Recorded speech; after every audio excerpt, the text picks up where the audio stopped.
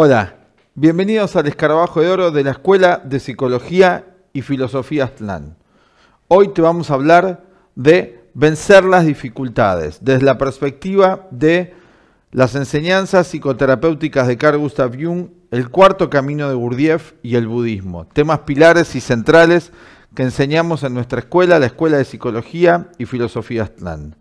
Vamos a empezar para establecer el arquetipo o el núcleo de lo que vamos a estar hablando hoy con una enseñanza budista que se llama el Pratitya Samutpada, algo que oímos enseñar a el gran líder, maestro, guía de nuestros tiempos, el Dalai Lama.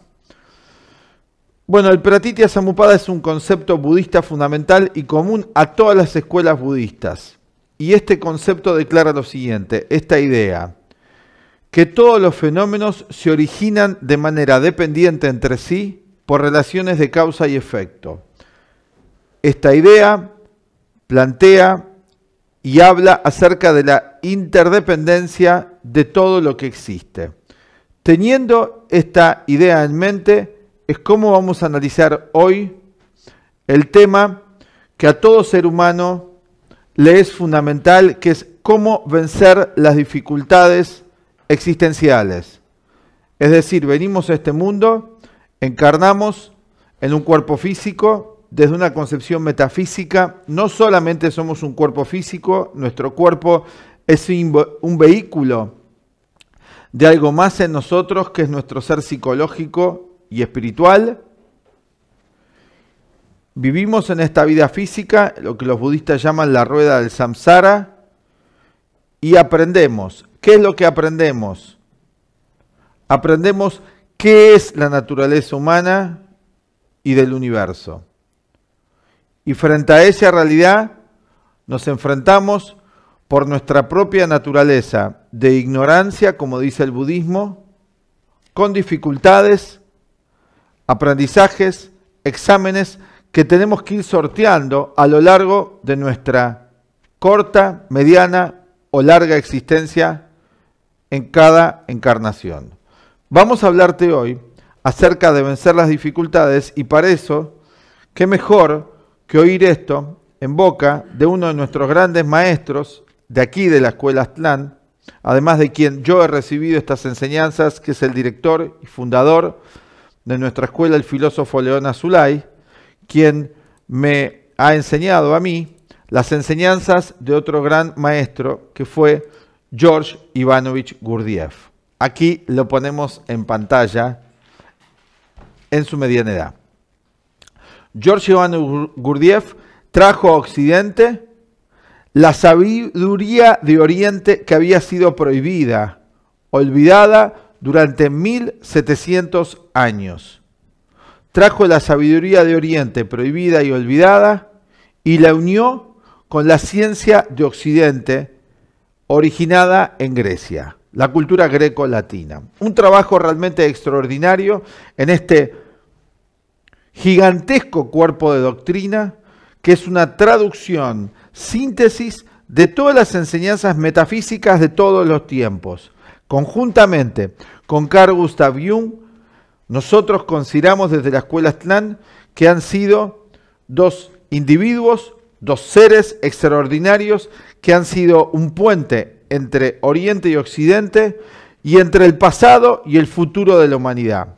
Por eso sus enseñanzas son de gran actualidad para comprender nuestra vida y nos dan herramientas prácticas y al mismo tiempo una esperanza de que el ser humano puede vencer todas las dificultades que enfrenta en su encarnación, en esta vida física. Vamos entonces directamente a escucharlo de mano de uno de sus discípulos, este análisis, y juntos vamos a ir analizando y vamos a ir ampliando estas enseñanzas que se dieron ya en el año 1944 por el gran médico, filósofo, discípulo de Gurdjieff y Ouspensky, el doctor Maurice Nicoll.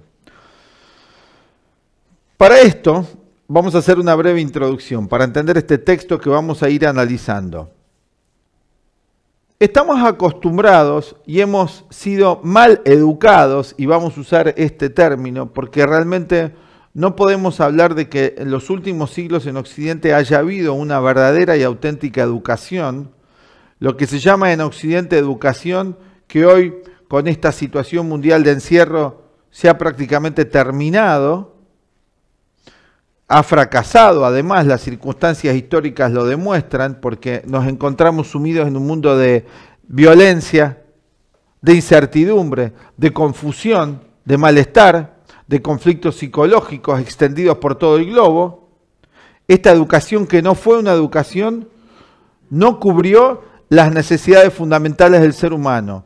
Es decir, darle herramientas para comprender cuál es el significado de la vida en general y de su vida en particular.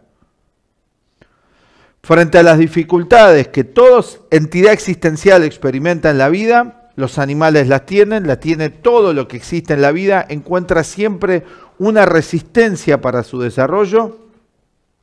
Encontramos una ley natural que se ha ignorado extraordinariamente. Desde el siglo III después de Cristo fuimos sumergidos en una extraordinaria ignorancia oscurantista donde se concibió una dualidad no complementaria. A partir de ese momento, el año 325 del Concilio de Nicea, todas las dualidades pasaron a ser no complementarias. Lo femenino y lo masculino, rechazando una de las realidades. Por ejemplo, se rechazó históricamente el espíritu femenino de la naturaleza. Tampoco se integró el bien y el mal, no se tuvo una comprensión del bien y el mal, ignorando la naturaleza del mal. Tampoco se integró los ciclos existenciales y fuimos sumidos, los seres humanos, durante siglos en un fanatismo ignorante que fue incrementándose con los siglos hasta llegar al materialismo conjuntamente con la Revolución Francesa. Pero de eso hemos hablado en muchos de otros videos. Quizás te sorprenda cómo estamos nosotros aquí mezclando ideas históricas con ideas psicológicas, con el tema de vencer las dificultades. Pero si seguís nuestro canal y seguís nuestro trabajo, vas a encontrar un hilo conductor entre todo eso. Pratītya Samuppada, la interdependencia, implica también una interdependencia entre todo el saber posible para el ser humano, entre todas las ciencias, la física, la economía, la política, la sociología y la psicología, la abogacía, la medicina son una sola ciencia. Conocimiento unificado integral, como dijera nuestro maestro y director, el filósofo León Azulay. Entonces, nosotros estamos acostumbrados a analizar y contemplar un problema de nuestra vida desde un solo ángulo, unilateralmente. Esto es parte de haber crecido, haber sido mal educado en un dualismo no complementario. Esto es fundamental, porque cuando hablamos de dificultades, hablamos, ahora yendo al quid de la cuestión, cuando hablamos de dificultades, hablamos de una intención que tiene un ser humano o cualquier proceso y una oposición a eso. Cuando nosotros ignoramos la oposición como un proceso natural de la existencia, es cuando surge la violencia. Al nosotros ignorar la oposición, repetimos, como un proceso natural de la existencia, es cuando surge la violencia. Surge el desconcierto y aumenta la ignorancia.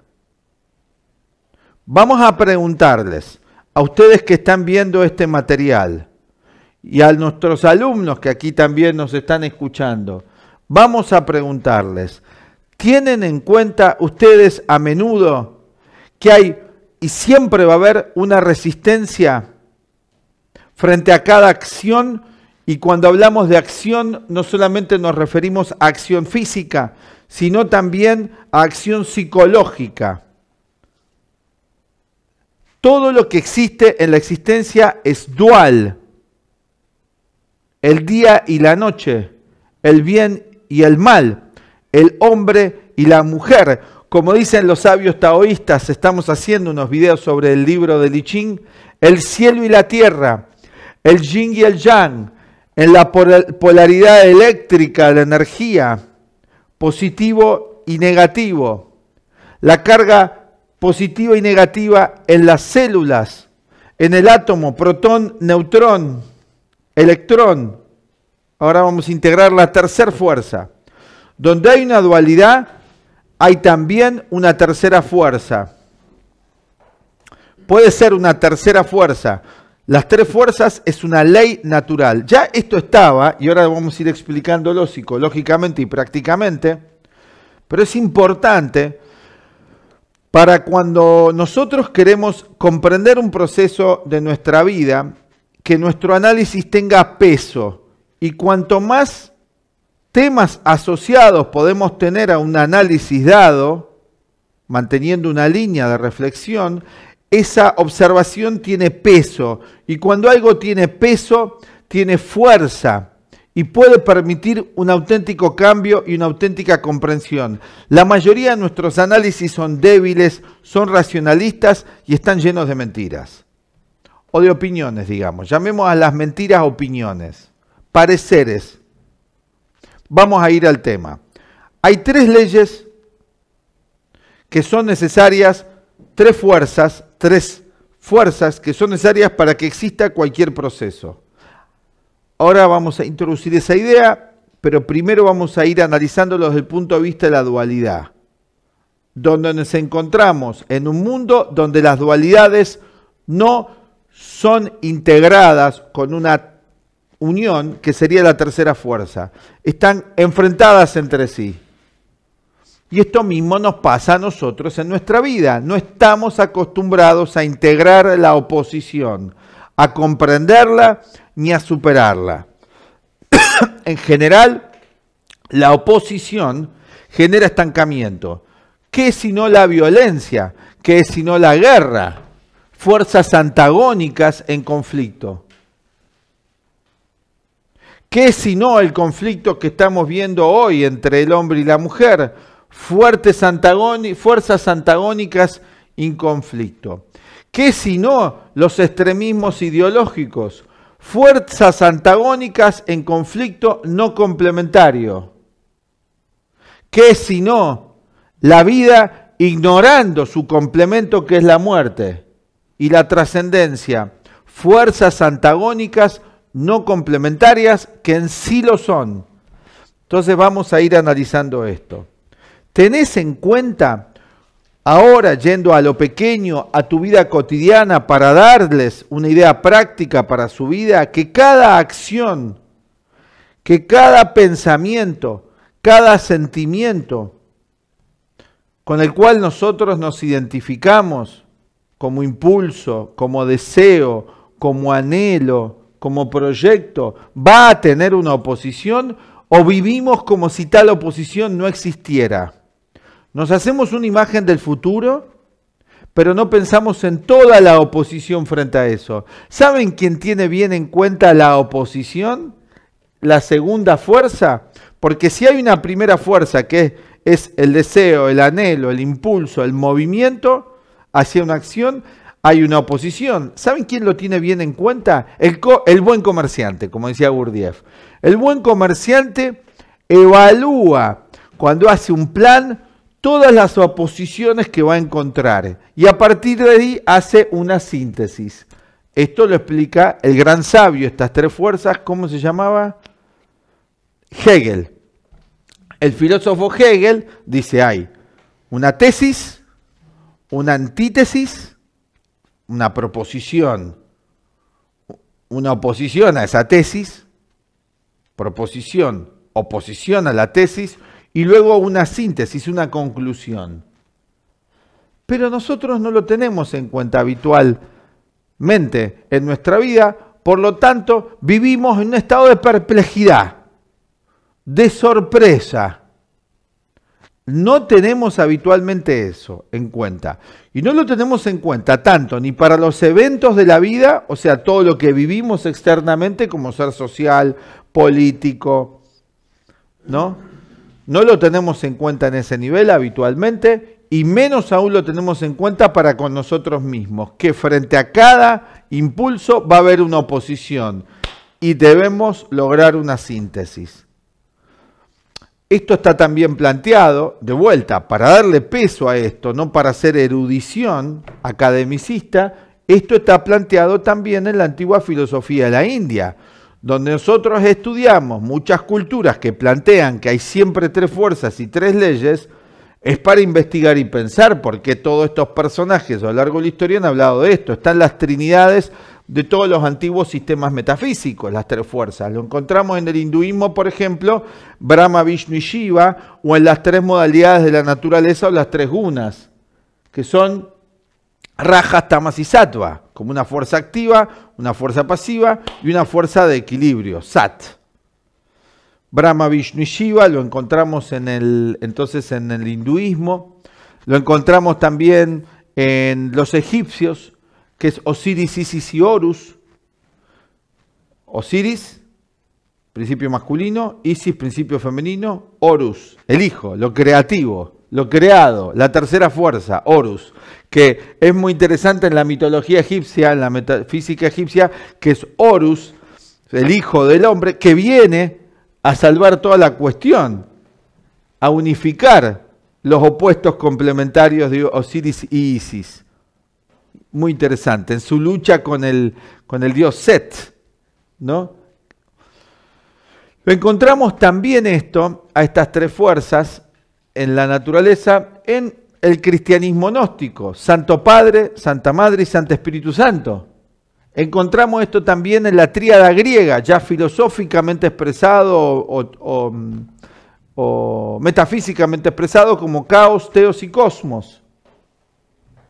Hay caos, en el principio era el caos, dice el Antiguo Testamento, y también así empieza el libro hindú. El Manava Dharma Sastra empieza igual, las aguas o el caos primordial. Luego viene Teos y produce cosmos, orden, el universo. Siempre hay tres fuerzas en todos los procesos. Padre, madre e hijo. Todo es tres fuerzas. En el átomo encontramos protón, neutrón y electrón. Tres fuerzas también. Tres fuerzas para que se produzca cualquier proceso. Así que pensalo en tu vida. ¿Estás funcionando con una sola fuerza? ¿Solamente siguiendo impulsos? ¿E ignorando que va a haber resistencia a todo lo que planifiques? Esto es esencial. O sea, fíjense, partimos de ideas metafísicas y vamos a ideas psicológicas, cotidianas, prácticas que todos vivimos. Porque así como arriba es abajo, las leyes que rigen lo universal rigen nuestra mente cotidiana, rigen nuestras emociones. Nuestra mente humana, la mente humana, es un pequeño reflejo de la gran mente universal.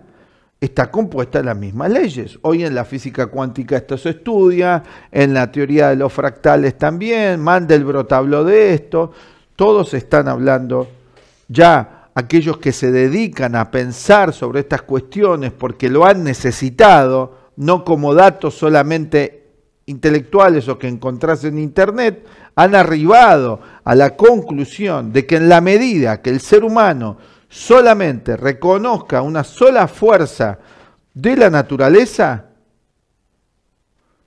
va a haber ignorancia, va a haber violencia, va a haber sufrimiento y aumento del dolor.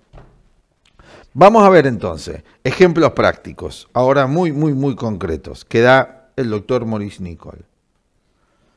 Por ejemplo, vamos a poner acá el gráfico, las tres fuerzas. ¿No? Si lo podemos poner en pantalla, acá,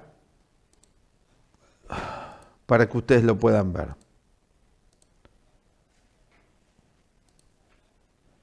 Bueno, acá tenemos. Bueno, la primera fuerza, vamos a ir analizando, luego vamos a usar un triángulo equilátero, ¿no? La segunda fuerza, para ejemplificarlo, la encontramos en el punto opuesto, y luego tenemos la tercera fuerza, el punto de equilibrio equidistante entre las otras dos. Analicemos esta cuestión entonces, según los ejemplos que da el doctor Nicoll. Algo tan simple y cotidiano, porque es muy práctico el cuarto camino, y esto lo vamos a profundizar en el curso que vamos a dar. Acá vamos a hacer esta introducción, que ya te puede servir también.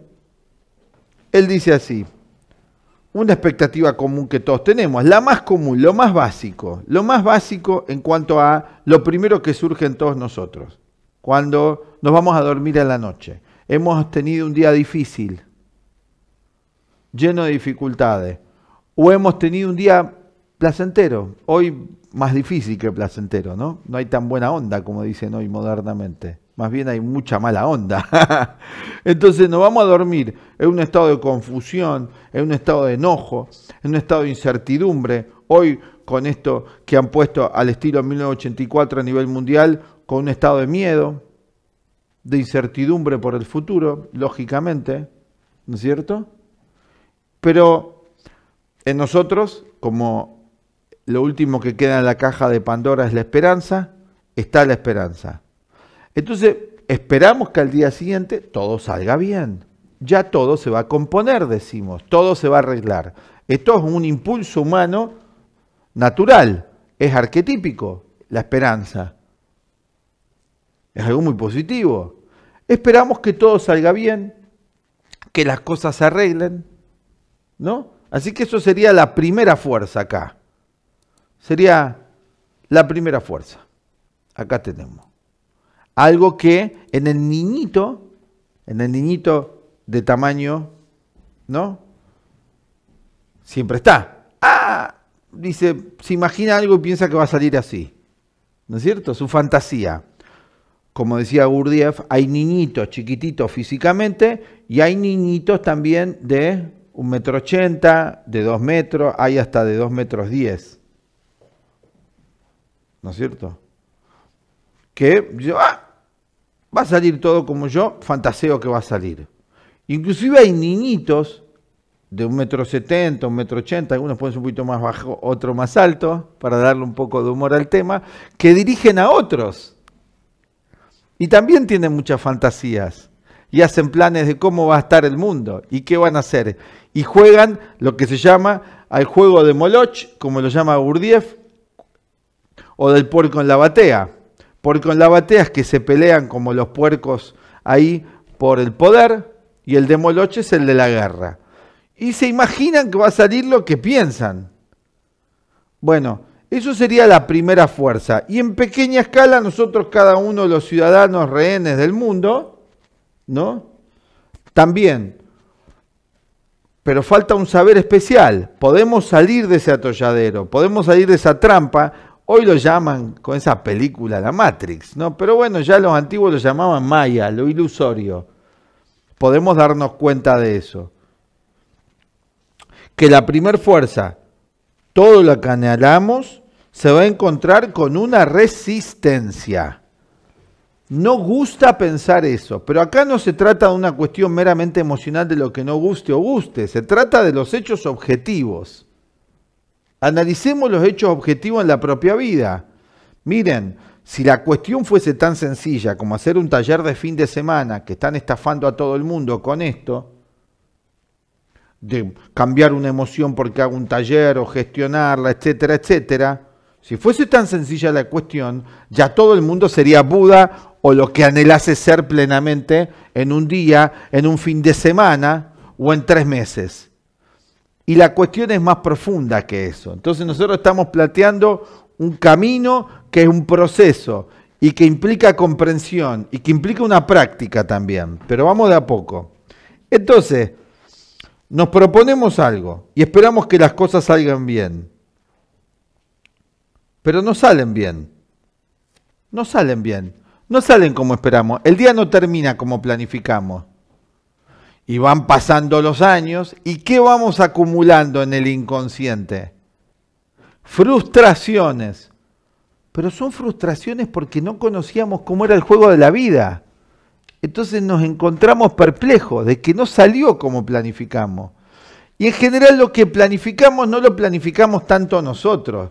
Lo planifica el sistema en el que vivimos. Ya nos ha dicho que tal y tal cosa te va a conducir a la felicidad. Y eso fantásticamente te lo ponen con una película. de alguien lindo, alguien linda, exitoso, te ponen ese modelo, que se compra esto, que tiene tal carro, que tiene tal coche, carro, tal vestimenta, tal apariencia física. Y nosotros como monitos imitadores, porque naturalmente, imitamos lo que pensamos que nos va a hacer feliz, que nos han inculcado de pequeñito que nos va a llevar a la felicidad. Vamos viviendo y nos vamos dando cuenta que esas películas que nos metieron, literalmente películas, muchas películas, telenovelas, antes era con novelas de libro, son una mentira. Pero no nos damos cuenta que el problema está en que nos hicimos y creímos en una vida que no existía. O sea, no vimos que iba a haber una resistencia frente a ese anhelo, a esa primera fuerza. No vimos la segunda fuerza. Y también los piratas, los tramposos que dirigen el mundo, no hablaron de la segunda fuerza. Lo pusieron el asunto como algo secundario. Entonces nos sorprendemos, nos frustramos. Si vemos a qué se asemeja realmente la vida y usamos la resistencia que vamos a encontrar en todo propósito que nos hagamos como un desafío, podemos nosotros allí, con un conocimiento especial, encontrar una síntesis, como lo hiciera Hegel. A través de esta fricción que implica la vida, que es una lucha, que a nadie le gusta ya escuchar esto, porque queremos vivir en la sociedad del confort y se terminó el confort. Va a quedar para una minoría mundial el confort, también durante un corto tiempo, porque los tiempos han cambiado. Entonces es importante hoy que renazca en cada uno de nosotros, esto es nuestro punto de vista, el espíritu heroico. Tenemos que nosotros hoy ser héroes y heroínas para enfrentar la vida. Y el héroe y la heroína reconoce la oposición, reconoce la resistencia, no como algo que hay que vencer con violencia. Se da cuenta que la resistencia puede ser su maestra, que los desafíos que la vida plantea puede ser su maestra, que la lucha que va a encontrar, que va a tener que encarnar si se decide a vivir con coraje y con madurez y dejar de ser un niñito fantasioso, implica fuerza interior. Y entonces empieza a tener en cuenta en cada propósito, en cada objetivo que se fija, empieza a prestar atención a la fuerza de resistencia. Eso se llama la ley de causa y efecto. Todo el tiempo nosotros estamos generando causas. Cada acción, cada pensamiento, cada sentimiento es una causa que va a tener un efecto. ¿No lo vemos así? Nosotros ni pensamos que hay una primera fuerza. Hoy ni hay conciencia de eso. La clave está en estar atento a qué primera fuerza hay en nosotros, qué causas estamos generando. Ahí está parte del secreto, dice Gurdjieff y Nicholl, en ver qué causa estamos generando. Porque si descubrimos la naturaleza de la causa que estamos generando, ya en eso está el efecto, ya en eso está la segunda fuerza. Y ya en eso proceso está la tercera fuerza, pero sutil. Es más sutil la tercera fuerza. Los alquimistas decían, tertium non datur. La tercera fuerza es sutil. Por ejemplo, ¿cuántas fuerzas, fíjense en nuestro pensamiento, que dualista, hoy ni siquiera es dualista nuestro pensamiento, hoy es absolutista, estamos peor que con la dualidad. ¿Qué es un pensamiento absolutista? Que solamente ve una cosa. O sea, que sin ser nosotros dioses, sin ser la mente universal, nos comportábamos como si lo fuéramos ya, seres absolutos. Y en realidad estamos fragmentados.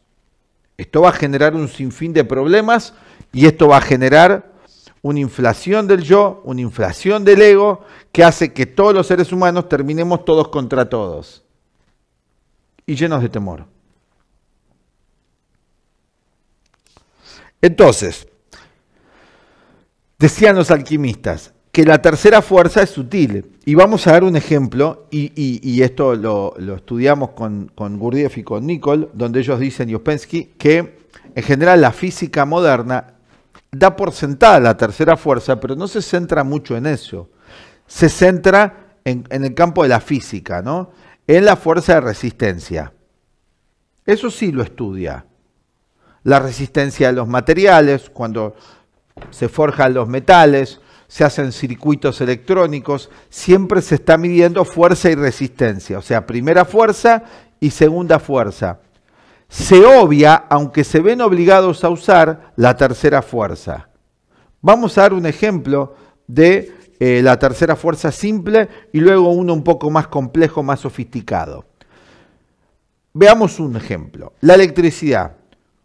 ¿Cuántas fuerzas yo identifico generalmente? Si ustedes quieren decir aquí, yo lo digo en voz alta porque no están con micrófono. Veo dos fuerzas, tal cual. Polo positivo y polo negativo. Veo dos fuerzas. Pero si fuesen solo dos fuerzas, ¿no habría electricidad? Cuando yo pongo un polo positivo y negativo y se genera un arco voltaico, el arco voltaico, la electricidad que circula es la tercera fuerza. Así que la tercera fuerza es lo que es creado a través de la fricción del polo positivo y el polo negativo. Hay tres fuerzas entonces, pero es sutil, no se presta atención, se da por sentado, porque ya se le llama electricidad. Otro ejemplo, en la nanotecnología. ¿Saben lo que es la nanotecnología? Esto infinitamente pequeño que hoy se usa junto con los descubrimientos de la mecánica cuántica para hacer todos los aparatitos que tenemos. ¿Me pueden dar un aparatito de estos? Gracias. Estos aparatitos, hoy, transformado en nuestro Dios moderno, lo tendríamos que poner en un altar, porque le prestamos más atención a esto que a todo lo demás que existe, prácticamente hablo en general. Acá tenemos el celular. Funciona con sistemas de nanotecnología cuánticos. ¿Qué quiere decir esto? Por ejemplo, la información que se traslada en el celular da un salto cuántico, ¿sí? Y de repente tenemos un electrón en un lugar y aparece en otro lugar y permite, y ni saben los científicos cómo en que han llegado a que este fenómeno se dé, porque son leyes de la naturaleza, que estos aparatos funcionen a la velocidad que funcionen y con los sistemas complejos que funcionan. Eso es la tercera fuerza. La tercera fuerza, que es el misterio, que ni ellos saben, pero que utilizan, permite los grandes avances tecnológicos que hoy tenemos. En el átomo es el núcleo del átomo. ¿Qué es lo más misterioso que hay? Porque el núcleo del átomo, protón, neutrón y electrón, nos sumerge en un mundo de completamente todo lo inesperado, que es el mundo subatómico, donde ya ahí no hablamos de procesos físicos, hablamos de pura información. Ahí la tercera fuerza está en movimiento y es lo que crea todo el extraordinario proceso de la vida. En el óvulo y el espermatozoide, si hubiese solamente, el Dalai Lama Tenzin Gyatso, ¿no?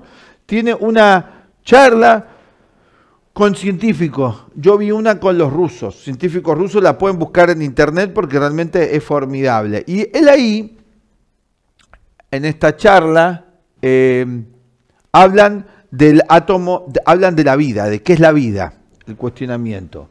Y el físico le dice que la vida se crea por, la vida humana, ¿no?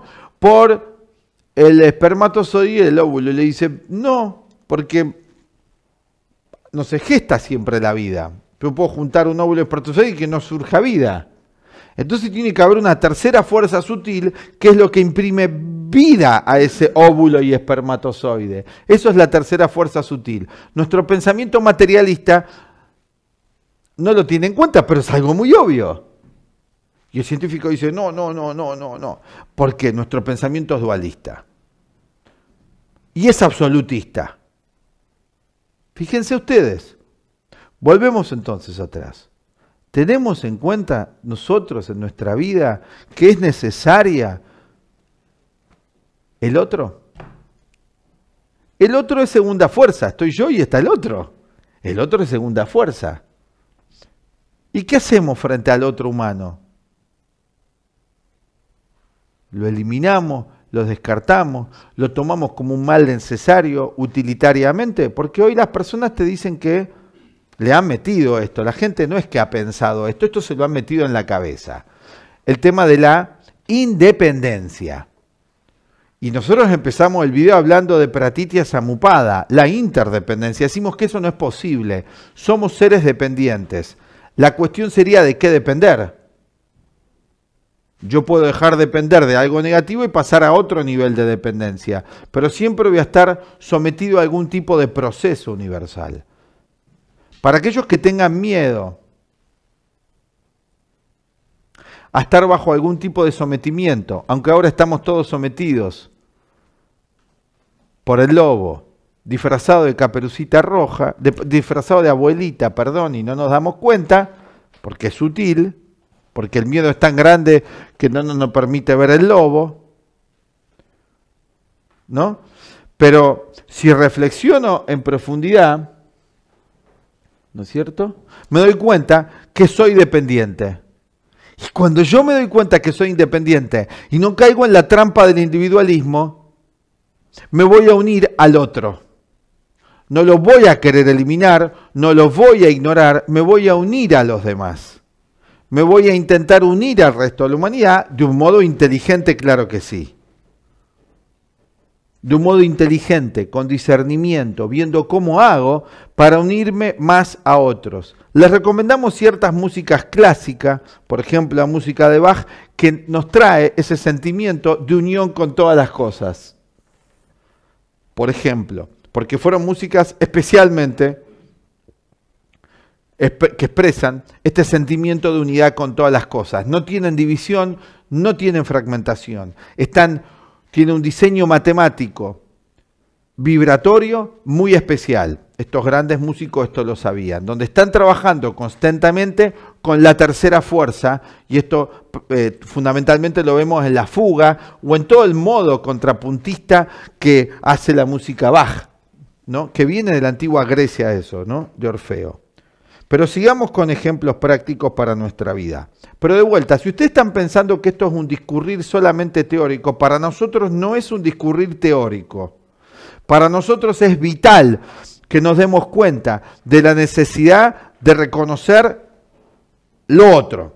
Esta es una sociedad, un sistema periodístico que se llena la boca hablando de tolerancia, pero que persigue al que piensa realmente diferente. Hoy no hay tolerancia por lo opuesto. Es mentira. Hay un pensamiento único. Lean bien entre líneas. Aquel que se atreve a levantar la voz y decir en cualquier área, en el campo de la economía, por ejemplo, encontramos dos teorías enfrentadas entre sí. Una a favor de los ricos, otra a favor de los pobres, enfrentadas entre sí. Encontramos, ¿en qué otro ámbito podríamos verlo? En la psicología. Por un lado, unas teorías extraordinariamente materialistas, ateas, donde hay una sola vida, solamente hay que seguir el placer y disfrutar de la vida. Y después tenemos el otro extremo mágico, fantasioso, donde estoy viendo cualquier cosa por cualquier lado y sometido a cualquier tipo de superstición y engaño. Esto es primera y segunda fuerza extremista, donde en las doctrinas y enseñanzas de Gurdjieff, de Jung, en el budismo, tenemos un aspecto científico, un aspecto mágico, espiritual, psicológico, digamos, y un aspecto trascendente, espiritual. Aquí la tercera fuerza. Encontramos los tres modos necesarios para la conciencia humana. Necesitamos sentimiento, necesitamos magia, necesitamos devoción, también necesitamos racionalidad y encontrar una síntesis en eso que nos va a llevar a la próxima etapa. Podríamos permitir, vamos a ver otro ejemplo. Una persona. La idea de una persona, nos hacemos una idea y queremos que esa persona sea como nosotros queremos. Anhelamos que sea así. Eso es la primera fuerza, ¿no? Pero la otra persona no es como queremos, encontramos una posición. Proyectamos en el otro. Eso se llama en la psicología mecanismo de proyección. Hemos hecho un pequeño video sobre ese tema de la proyección, ¿no? Nos hacemos una idea del otro que tiene que ser así, asá. Y resulta que el otro no concuerda con eso.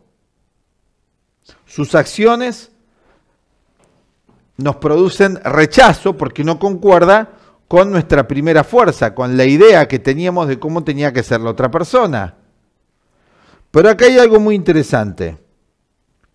¿Cómo podríamos nosotros resolver ese problema? ¿Qué se les ocurre? Yo quiero que la otra persona sea de un determinado modo y la otra persona no responda como yo quiero que sea. ¿Cómo se resuelve el conflicto? ¿Cuál sería la tercera fuerza? Dice Nicole. Yo ya lo leí, así que no es que lo pensé. Tengo la ayuda acá del material. Así que voy con ventaja. Está fantástico lo que explica. ¿Cuál sería la solución? Dejarla ser como quiere ser. Ese es el equilibrio. Darle libertad al otro, que sea lo que quiera. Ahí logro el equilibrio. Y si estamos destinados, porque hay un destino afectivo, pero este no es el tema del video de hoy, a estar juntos, sea un amigo, sea una amiga, sean los hijos, sea la pareja. Obvio que, ojo, con los hijos hay que educarlos y la disciplina no es mala, ¿eh? Con mucho amor, pero disciplina. Hablamos ya del individuo que no depende de nosotros en el sentido físico y psicológico inmediato, ¿no? Las relaciones entre adultos estamos hablando. Lo dejo ser. Le doy libertad. ¿Nos dan libertad hoy? ¿El sistema nos da libertad? ¿Somos libres? ¿O vivimos en una gran prisión orwelliana? Bueno, esto queríamos plantear, ¿no? Ideas que podemos reflexionar, que podemos tener, que nos pueden ayudar. Esto es una primera introducción al tema, es mucho más profundo. No podemos resolver el mundo en una charla de 40 minutos, pero sí podemos, como decía el gran sabio Krishnamurti, abrir puertas. Quizás a alguien le abra la puerta, quizás a otros no. Esto no es dogmático, ¿no? Yo soy uno de los profesores de la Escuela Aztlán de Psicología y Filosofía. Le dejamos acá nuestros teléfonos de contacto y vamos a seguir desarrollando todos estos temas. Y tenemos un curso especialmente preparado donde vamos a trabajar estas ideas terapéuticas a través del método de la psicología de Carl Gustav Jung, de lo inconsciente colectivo y arquetipos, y el método de la psicología de Gurdjieff, donde en 4 encuentros iniciales, y luego vamos a seguir profundizando. Ya hay cursos online que ya empezamos porque no estamos pudiendo trabajar en vivo, acá, en vivo digo, ¿no? Presencial.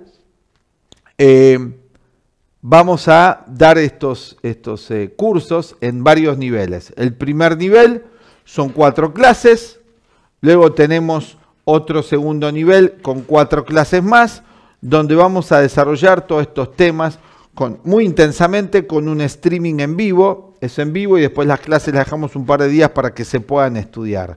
Así que acá le vamos a dejar la invitación y que sigan viendo nuestros videos, que si les gustan le pongan esto like, suscríbanse al canal, hagan clic en la campanita y seguimos en contacto con todos ustedes. Les deseamos lo mejor, como siempre, de corazón, de nuestro corazón al corazón de ustedes, porque como decían los budistas, Paratitya Samuppada, somos un solo ser, los humanos. Jung lo llamaba el inconsciente colectivo, una sola mente.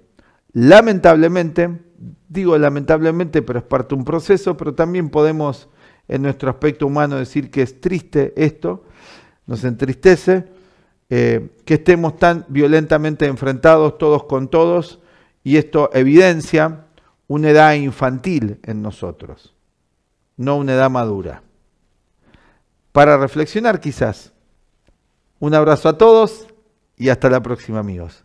Desde la Escuela de Psicología y Filosofía Aztlán, el equipo de nuestra escuela, nuestro director León Azulay, Florencia Santoni y el equipo de profesores y alumnos, los saludamos a todos ustedes. Que estén muy bien. Adiós.